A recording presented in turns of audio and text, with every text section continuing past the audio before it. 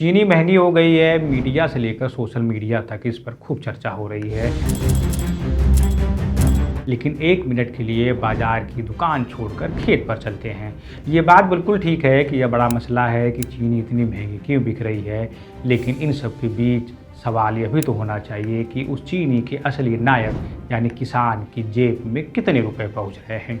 पिछले करीब 2 महीने में भारत में चीनी की कीमतें 30% से ज़्यादा तक बढ़ चुकी हैं और अब हालात यह है कि सरकार को बाजार में चीनी की सप्लाई बढ़ाने के लिए 10 लाख टन कच्ची चीनी के ड्यूटी फ्री आयात की इजाज़त देनी पड़ी है। देश में पहली बार चीनी इतनी महंगी हुई है कि अब महीने के खर्च में कड़वाहट खोलने लगी है। चीनी निर्यात करने वाले देश को चीनी आयात करनी पड़ रही है और पिछले 10 साल में ऐसा पहली बार हो रहा है। लेकिन इस पूरी खबर में एक आदमी कहीं पीछे छूट जाता है। बात हो रही है गन्ना किसानों की। चीनी के दामों में आई तेजी क्या किसान की जेब भी महसूस कर पा रही है? क्या गन्ना किसान भी ज्यादा कमा रहा है? अगर आप सोच रहे हैं कि चीनी 40 से 50, 50 से 60 रुपए प्रति किलो हुई तो किसान के खाते में भी ज्यादा पैसा पहुंच रहा होगा, तो विश्वास करिए आप बिल्कुल गलत है। इसे सरल भाषा में समझते हैं। दरअसल चीनी का बाजार डिमांड और सप्लाई से चलता है। इस साल घरेलू बाजार में सप्लाई को लेकर चिंता बढ़ी है। खराब मौसम और गन्ने के उत्पादन पर असर ने बाजार को टाइट किया है। ऊपर से अगस्त से नवंबर के बीच त्योहारों का सीजन है, जैसे रक्षाबंधन, दशहरा, दिवाली आदि, यानी चीनी की मांग बढ़ने वाली है। इसी वजह से पिछले 2 महीने में चीनी की कीमतें 30% से ज्यादा तक बढ़ चुकी हैं। 20 अगस्त को सरकार ने बाजार में सप्लाई बढ़ाने के लिए 10 लाख टन कच्ची चीनी के ड्यूटी फ्री आयात की अनुमति दे दी। न्यूज एजेंसी रॉयटर्स के मुताबिक भारत करीब 1 दशक बाद इतनी बड़ी मात्रा में कच्ची चीनी आयात करने जा रहा है। वहीं सरकार ने थोक खरीदारों के लिए स्टॉक रखने की सीमा भी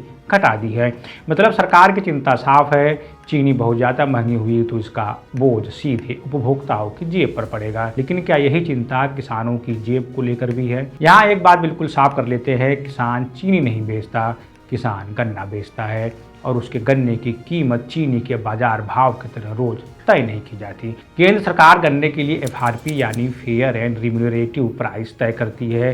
2025-26 के लिए FRP 355 रुपये प्रति क्विंटल थी और अब 2026-27 के लिए इसे बढ़ाकर 365 रुपये प्रति क्विंटल किया गया है। यह 10.25% की बेसिक रिकवरी पर है। रिकवरी ज्यादा होने पर किसान को अतिरिक्त प्रीमियम मिलता है। उत्तर प्रदेश में राज्य सरकार अपना ACP यानी स्टेट एडवाइज्ड प्राइस तय करती है। 2025-26 में यूपी में अगेती प्रजाति के लिए 400, सामान्य के लिए 390 और अन्य प्रजातियों के लिए 355 रुपये प्रति क्विंटल का ACP तय किया गया था। यूपी की बात इसलिए हो रही है क्योंकि गन्ना उत्पादन के मामले में देश का नंबर 1 राज्य है। अब इसे एक लाइन में और अच्छे से समझते हैं। आज चीनी का भाव बढ़ गया है तो इसका मतलब यह नहीं होता कि कल किसान को अपने गन्ने के लिए उसी अनुपात में ज्यादा पैसे मिल जाएंगे। यही इस पूरी रिपोर्ट की सबसे अहम बात है। तो फिर चीनी महंगी होने का किसान को क्या फायदा है? यहाँ जवाब थोड़ा पेचीदा है। ये कहना गलत होगा कि किसान को बिल्कुल कोई फायदा नहीं होता, लेकिन ये कहना भी सही नहीं है कि चीनी की कीमत बढ़ी तो उसका पूरा फायदा किसान की जेब में चला जाता है। यही सवाल करीब 10 साल पहले रंगराजन कमेटी ने उठाया था। कमेटी ने कहा था कि किसान को सिर्फ एक तय कीमत देने के बजाय गन्ने की कीमत को चीनी और उससे निकलने वाले दूसरे उत्पादों से होने वाली कमाई से जोड़ना चाहिए। सुझाव यह भी था कि चीनी और उसके प्रमुख उप उत्पादों से मिलने वाले राजस्व का करीब 70% किसान के गन्ने की कीमत के लिए इस्तेमाल हो। सिर्फ चीनी के राजस्व को देखें तो करीब 75% का फार्मूला सुझाया गया था। बाद में नीति आयोग की sugar cane and sugar industry task force ने भी इसी तरह बाजार से गन्ने की कीमत को जोड़ने की जरूरत बताई थी। नीति आयोग की रिपोर्ट में 75% चीनी और बाय प्रोडक्ट्स के राजस्व का 80% सिर्फ चीनी के राजस्व को आधार बनाने के बाद भी सामने आई थी। अब जरा सोचिए, जब सरकार की अपनी रिपोर्ट कह रही है किसान की कीमत को बाजार की कमाई से जोड़ना चाहिए तो सवाल उठना लाजिमी है। आज जब चीनी की कीमत इतनी ऊपर जा रही है तो उस बढ़ी हुई कमाई में किसान की हिस्सेदारी कितनी है? यहाँ एक बात और समझनी होगी, चीनी अगर 60 रुपये प्रति किलो हो गई तो उसका मतलब ये भी नहीं होता कि गन्ना पेरने वाले मिल मालिक को बहुत ज़्यादा फायदा हुआ जा रहा है। मिल को गन्ना खरीदना पड़ता है, मजदूरी, बिजली, रख रखाव, ब्याज, परिवहन और दूसरी लागत होती है। इसके अलावा गन्ने से सिर्फ चीनी नहीं बनती, शीरा निकलता है, बगास निकलता है, इथेनॉल बनता है और इन सब की अपनी अपनी कीमत होती है।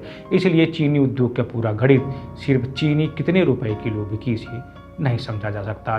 दिलचस्प बात यह भी है कि मिलों का संगठन भी कहता रहा है कि गन्ने की कीमत बढ़ने के मुकाबले चीनी और एथेनॉल की कीमतों में पर्याप्त बढ़ोतरी न होने से मिलों के मार्जिन पर दबाव आता है। अब किसान के मामले पर दोबारा से लौटते हैं। मान लीजिए किसान को 390 रुपये प्रति क्विंटल गन्ने का भाव मिल रहा है। सुनने में यह ठीक लगता है, लेकिन किसान ने ये गन्ना उगाने में कितना खर्च किया होगा? बीज, खाद, कीटनाशक, सिंचाई, मजदूरी, कटाई, ढुलाई और सबसे बड़ी चीज समय। गन्ना ऐसी फसल नहीं है कि आज बोया और 3 महीने बाद पैसा घर आ गया। गन्ने की फसल करीब 1 साल या उससे ज़्यादा समय खेत में रहती है। अलग अलग क्षेत्र और किस्म के हिसाब से अवधि बदलती रहती है। मतलब किसान की ज़मीन और पैसा लंबे समय तक एक ही फसल में फंसा रहता है।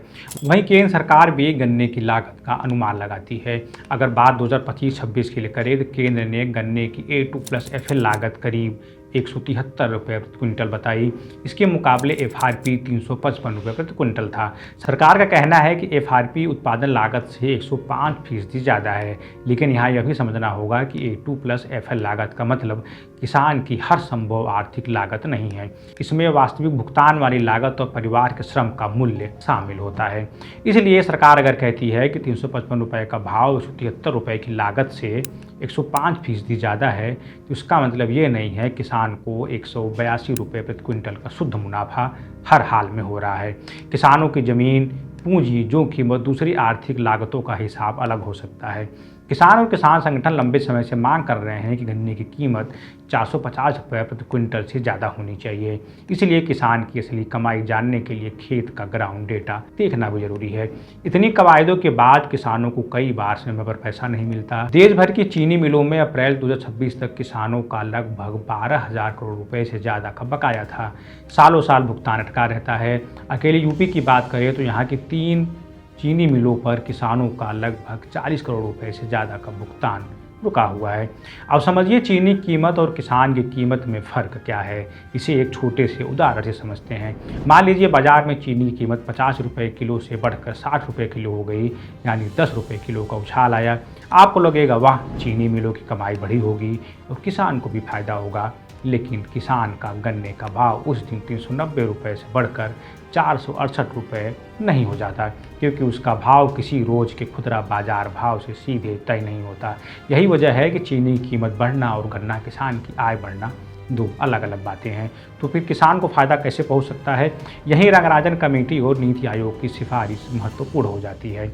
अगर गन्ने की कीमत को चीनी और बाय प्रोडक्ट से मिलने वाले राज्यों से जोड़ा जाए तो जब चीनी का बाजार अच्छा हो, किसान को भी उसका हिस्सा मिल सकता है, और जब बाजार खराब हो तो मिलों पर भी इतना दबाव नहीं पड़ेगा कि किसान का भुगतान फंस जाए। यानी सिद्धांत साफ है, कमाई का जोखिम और फ़ायदा दोनों साझा होने चाहिए। लेकिन भारत में चीनी की कीमत और गन्ने की कीमत का रिश्ता अभी भी मुख्यतः FRP और ACP व्यवस्था के जरिए चलता है, न कि पूरी तरह बाजार आधारित रेवेन्यू शेयरिंग फार्मूला के जरिए। नीति आयोग ने इसी व्यवस्था में बदलाव की जरूरत बताई थी, और ऐसा बस गन्ना किसानों के साथ नहीं हो रहा है। आलू, प्याज, टमाटर समेत कई फसलों के साथ भी ऐसा होता रहा है। हम और आप उसके एवज में ज़्यादा भुगतान करते हैं, लेकिन किसानों तक उसका हिस्सा बहुत कम पहुंच पाता है। वैसे आपको क्या लगता है, क्या सरकार को अपनी नीति में बदलाव करने की ज़रूरत है? हमें कमेंट में ज़रूर बताएं, और वीडियो अगर पसंद आया हो तो चैनल को सब्सक्राइब करना न भूलें।